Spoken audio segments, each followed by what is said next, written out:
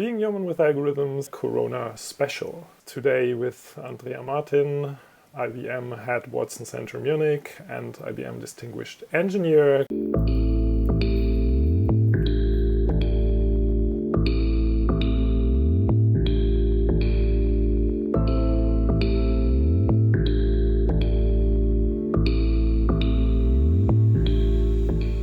We are currently facing a pandemic, a new situation for the information society. Many people are confined, they are at home, they're working from home. We see a lot of digital tools being used at the moment with video conferences, families remotely being together as they have often not been before. And we want to discuss a little bit what are the effects that we see on this at the moment and how this will develop. So, Andrea, what would you say is the biggest change to before this situation or before the confinement? You are also working from home now. And what would you say are the biggest changes to before the confinement? Yeah, I think, first of all, it's that we really all are working from home. For us, it has been mandatory for a couple of days and weeks now. On the other hand, this is not that unusual for us to collaborate from a home office or collaborate remotely because we are a globally integrated company and we have worked in global teams before. So a lot of the technology that you definitely need now, you mentioned web conferences or you can say online collaboration with whiteboards to do design thinking sessions. That's something that we have done before. So I would say we, from our perspective, are really well prepared. But of course, it's different because, before that, we have met in the office, we have done the face-to-face collaboration, and now we really have to do it remotely. But I would say for us in IBM, it's probably not that much of a change compared to some of our clients. And how were the, so I can tell you from our perspective that we had quite strict home office regulations, so we were only allowed to be I think one day only in special occasions at home. So how was it at IBM before? Did people often work from home so they're really used to it? Or was it more like you were used to that and for others it might be a real big difference? Yeah, that's a fair question. So I have been working in global jobs for quite some years. But since last July, since I took over the role as the Watson Center leader, I was basically in the office day by day, except when I was traveling, which is also a difference now, of course, because we don't travel any longer. So, but there were still people in the center, and we welcome clients in the center. So that's nothing that you would have done remotely. We are currently changing the way how we interact with clients to do more virtual collaboration. But there were a lot of people who were used to work in an office. So it kind of depended on the role, but still, even those who worked from an office location, they were used to virtual collaboration. So they collaborated with people from the US, from South America, from Asia Pacific, and so on. So they still knew the technology that you need. It's kind of just the change that they are now in their home office and are not surrounded by that many people than before. But the technology basis was there, and the way how to work remotely was basically well known to most of them. Yeah, and so this is probably also an advantage that you're like in a global company where you were used to that, because I know from others that for them it's really a huge change now. So it's like, now how do I cope with it? What do I do there? So I have at the department I'm working now, they established, for instance, a daily 10:30 call that is about for half an hour. That is just for socializing. Do you have something similar? Yep. Do you have something similar? We have something. Yeah, we have something similar as well. So we used to have in our core team of about 40 people, we used to have a daily stand-up meeting where we discuss which clients would come into the center, who would show them around, what other things were happening in the different industries and the different technologies. And we didn't have these stand-up meetings for about a week, and then we said let's continue with these stand-up meetings, but it's kind of, you could say, sit-up meetings because everyone was in the home office and we do that virtually. It's quite interesting because the social aspect is one, so that we really discuss, how do you feel? Is everyone well? Are there any challenges that we can help with? But the interesting thing is that we talk a lot more about content now. That was quite interesting because we basically have an agenda for these calls, and every day because it's only 15 minutes. Every day we have a different topic. And it was incredible how quickly the agenda filled up. So we kind of learn a lot more than we used to through these daily stand-up meetings. And then there are all sorts of socializing meetings. So I have a get-together once a week with my team. There are, one team has a daily coffee get-together at 3:00. Another one talked about the end of day evening beer and have that with their colleagues. One actually mentioned to me that it's almost too many. And she needs to find time to work because everyone wants to get together for lunch and coffee and afternoon, evening beer and so on. Yeah. Yeah. So this was exactly also for me. It was like, it's nice to have this 10:30 activity, but I cannot attend for half an hour at 10:30 just for chit chat. Because I also thought like, okay, I can try to be a little bit productive in that time.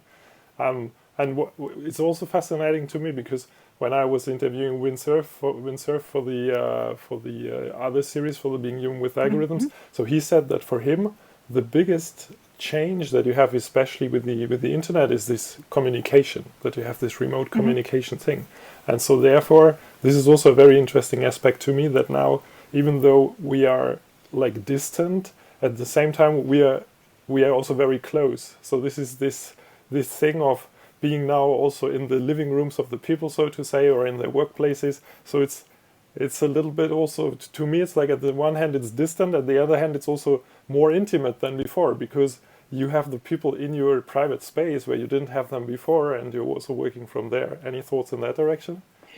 Yeah, I think I completely agree with you. It's not only, I think, the point that you kind of invite people to your home or where you work.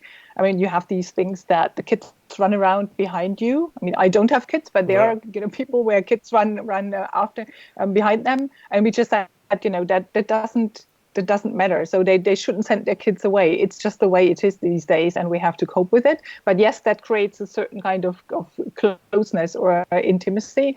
The other thing that I found is not only because it's kind of inviting into the private space, but these days, when you don't have the opportunity to just walk by someone's desk and check if they're okay or what's happening right now, I see that in our team, we kind of talk even more often than we used to, because you cannot just look up and look across the desk, which I would do right now, and see, okay, this person is okay, working, isn't bored, knows what to do, and is concentrating and focusing. And I cannot do this right now, so I have to call them or Slack them or whatever. And so my feeling is that we even communicate more than before. This is also very interesting, because it shows like that even as you're probably using the same tools you were using before, the people are somehow forced now to use this, and it's the only way to communicate now, and then it's going in that direction. Yeah. Regarding the adaptation of the new situation, do you have the impression that the people are coping quite well? So I'm thinking now, on the one hand, of course, that the people at IBM, so your team people, whom you said they were already using the tools before, so for them it's probably quite okay to do, because they at least were used to do it. But especially also when you think about clients or family, are they coping very well with it? I think it's different aspects. It's even, for the people in IBM, that some of the situation is quite challenging, because it can decrease the efficiency when you cannot just walk to the next desk and check with people and just, get an answer to your one question. But you have to figure out a time when to call the person. Most likely the person is somewhere in a web conference and cannot, answer the phone. So I think that's also a challenge that we see that can decrease the efficiency a little bit, because if I look at my calendar, it's more full than before. Yes. Because everything is scheduled now at a certain time. So that's the one thing. The other thing with clients certainly is that not all of our clients are used to working from home and are used to working, let's say, online collaboration tools or using technology to collaborate. They are used to be in the same room, brainstorm together, do a design thinking session, put their post-its on the wall, and they're not so much used to the fact that there are tools and technology available to do this online. So part of the job actually, in addition to, of course, keep everything up and running for our clients and with our clients, is that we found that one big demand is also that we can help our clients to get up and running in the virtual collaboration. So that we kind of teach them how to or get used to using web conferences, get used to online whiteboarding and so on, before you can actually start the real collaboration. So that we also help them getting set up in this new world. And then the third aspect that you mentioned, right? Family, of course, I mean, even for us who don't have to do homeschooling because we don't have kids, right? But the homeschooling aspect, the aspect that possibly both partners are working from home and that you have to find separate spaces, which is not always possible or not always easy. I think that may be a challenge. The fact that you are your own canteen. Yes, Usually I went out for lunch. And now my husband and I, we enjoy cooking, but still it's an additional time effort that you need to spend to prepare the meals.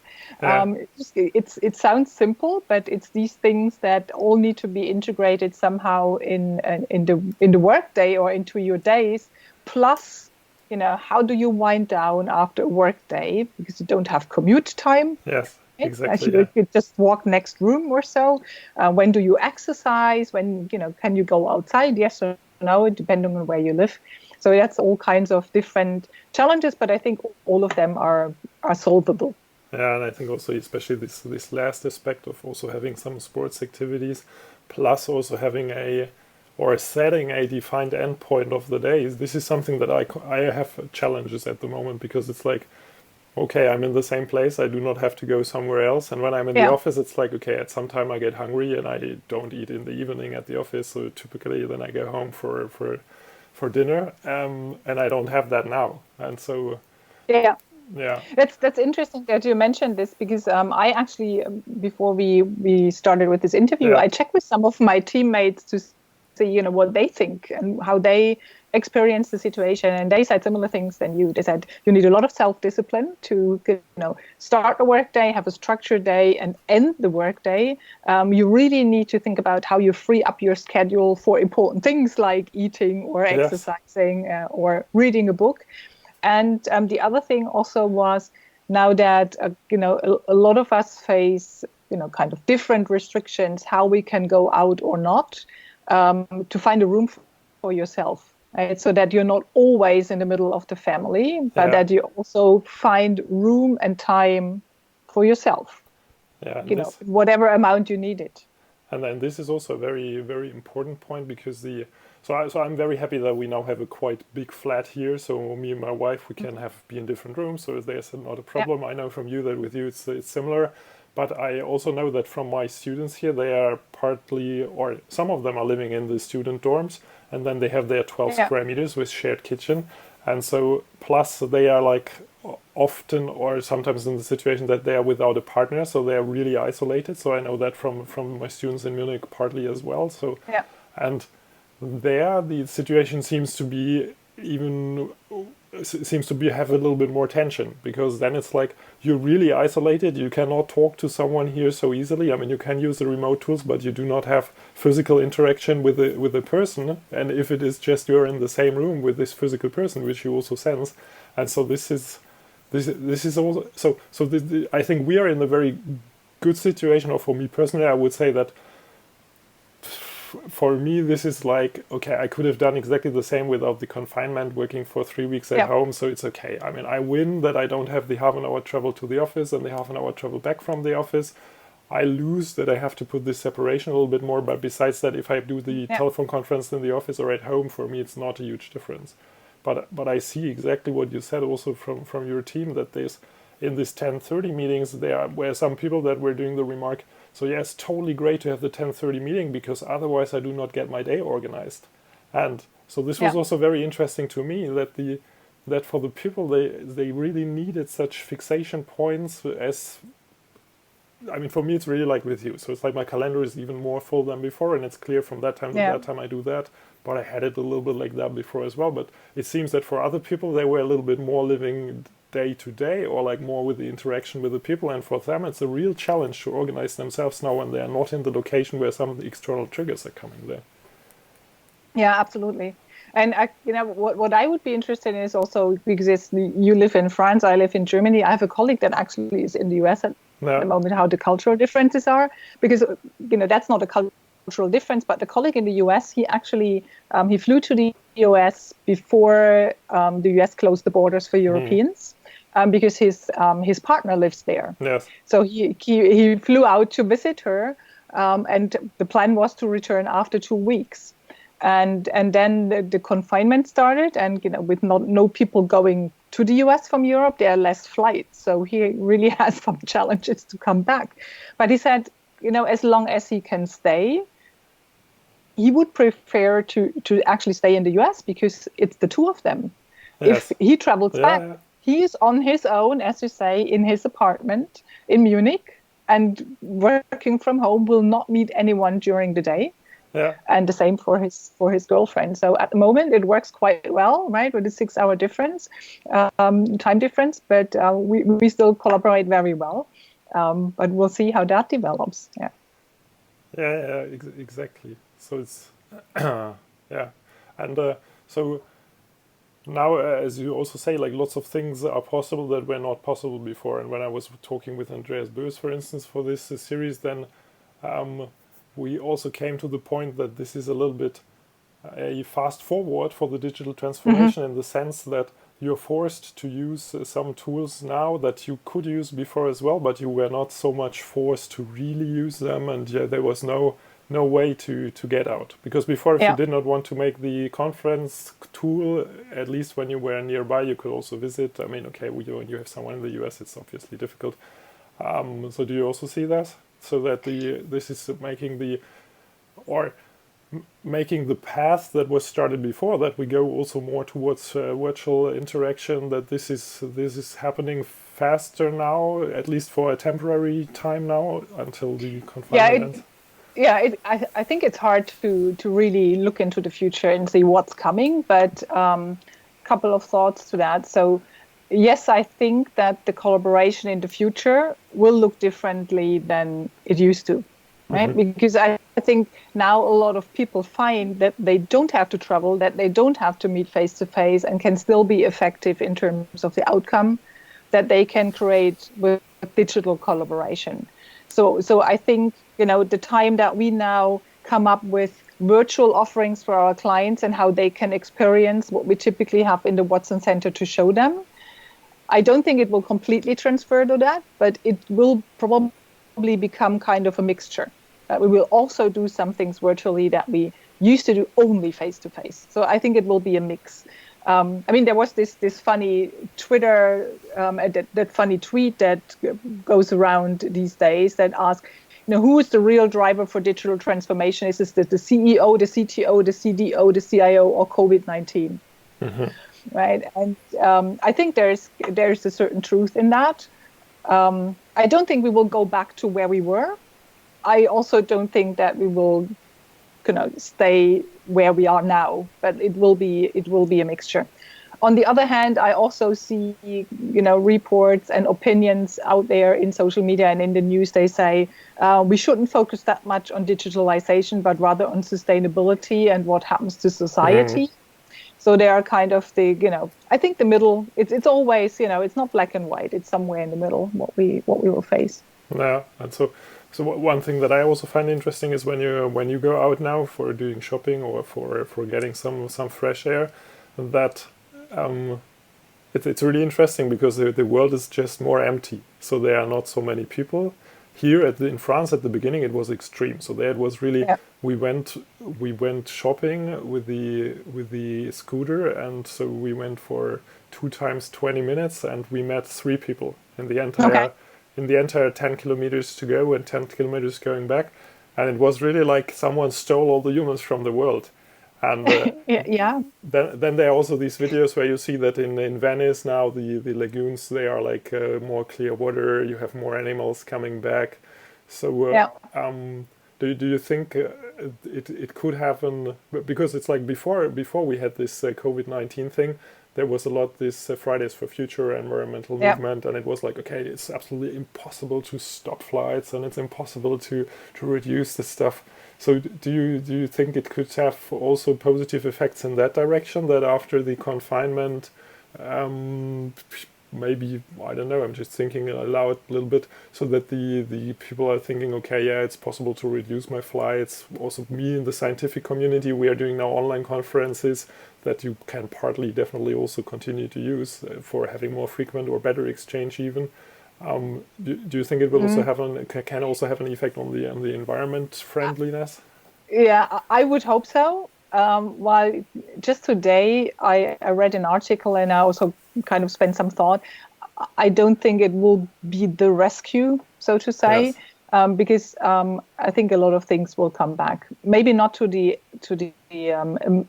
not the amount of flights that we have seen before, but flights will come back. I mean, if the industrial production comes back to full speed, I mean, they will emit as much CO2 or other, congestion and poisoning for the air than before, or pollution for Yeah. the air than before. So, I would like to be more positive about it, but I think there could be a small effect. While on the other hand, we also have to think that the things that we do now, right, using digital tools consumes energy as well, Definitely. Yeah. and that needs to be created somewhere. So I think the effect will not be as big as I would hope, but I really hope that people maybe also take the time, maybe that's an effect, take the time now in the confinement with the restrictions to go out, to think a little bit more of what we can do and what the actual effects are. Yeah, Right. that's a very good thought, and I also agree to you there. Plus, I think what can be interesting is that when scientists look at now the situation and look at the data, so what was happening, because it's a really unique experiment also in the direction of the environmental situation, to have a nearly complete shutdown of the economies in the major industry states in the world. Yeah. Yeah, and I think what you mentioned with Venice, I mean, you would never have got the data to see how fast the water Yes. recovers. I mean, at least from a clearness perspective, I don't know if it's still polluted, Yeah. but you would have never had a chance to see this with real data. It would have all been simulations, and now it's real. Yeah. And would you say, because it just triggered also that thought, that you face more collaboration now, because you said that now you're also helping your clients in setting up these tools, and this was probably nothing that was your core business before, but at this time now it's something that the people need and IBM can deliver, so it's really great to do that. So you think that people also get a little bit more solidarity towards each other? Again, I would hope so. Yeah, it will be interesting to see what happens if the confinement restrictions to go out and travel will end. But I see that a lot of people, and not just clients, but a lot of people are much more open to suggestions and collaboration. Right, you can even see that in the Yes. private in the private environment, right? When a lot of people just offer elderly people to go shopping for them and they have never talked Yes. before, right? So Yes. my parents, for example, they don't live in Munich. They Yeah. they live a couple of 100 kilometers away. My sister is also not there. And within, I think, 3 days, my mom and dad got 4 offers Oh, that's from cool. younger people to go shopping for them. Yeah. Right. So it's even you feel like, how can I decline an offer because I already accepted Yes. another one? Yes. But I think that's a really positive effect. Will that stay? We don't know. Right? Yeah, sure. We don't know, but I think there again, it's like, so the society had some hopes that the people might develop some more solidarity again, and so now as it came hard, it's like, okay, suddenly it's there again, and people also see that it's nice and that it gives you some revenue when you do that, because you see the people are thankful. What I always tell the people, my students, like, do teaching, because then you will get the feedback from the people that they learn something from you, and I think with the being solidary to someone else, it's similar. You don't get a monetary value directly, but you just get a very positive interaction with these people, and let's hope together that this sort will stay. Absolutely. Yeah. So coming to the end already. So what would you say is, or what were the funniest situations that you experienced? Yeah, a couple of things. I mean, the one was really funny. The other one is maybe rather an interesting idea how to create new routines in this situation. But we had one colleague, he's an intern at the moment, and he apparently shares his apartment with someone else, and they actually also share their internet access point. Yeah. Now his flatmate moved out, so he doesn't have any internet any longer, and wonders how he can actually connect to all our tools, other than with using his own hotspot with a mobile device. Yeah. So our locations are not really closed, yet it's mandatory to work from home. Yeah. But in such exceptions, we told him, okay, until he gets back an internet access, he can of course go to the office so that he's up and running and can work. Another colleague said he learns a lot about networking and router parameters and settings and how to optimize bandwidth now that he's working from home, with his partner also working from home, and some kids that do a lot of streaming. So that was, on the technology side. And what I found interesting is one colleague, and she's the mom of 2 kids, and they go out every afternoon to get the ice cream of the day in a close by ice cream shop. And the other thing that I also like very much, that my sister, she has 3 kids. Both parents work from home. They do homeschooling with the 3 of them, but they now teach them to cook, to first of all share some of the workload, and the other thing, I think they learn something for life. So that's I think a very, very good thought, and maybe a new routine that we could kind of carry over to the time after this. Yeah, so this is very nice. So I also have still some study colleagues from Tübingen, and normally we met like once a year. And so now, caused by the situation, we started to have also an evening beer together last week, which was something we could always have had. So there was no technology leap or something like that, but it was just we needed a reason to do it. And so this was also something very, very nice. Yeah, very good. Absolutely. Cool. Then thank you very much for the exchange. Very good. Thank you for the conversation. I think that was a good one, quite interesting for me as well. Yeah. To see what we talked about your students and how we should maybe look at some of our colleagues that live on their own.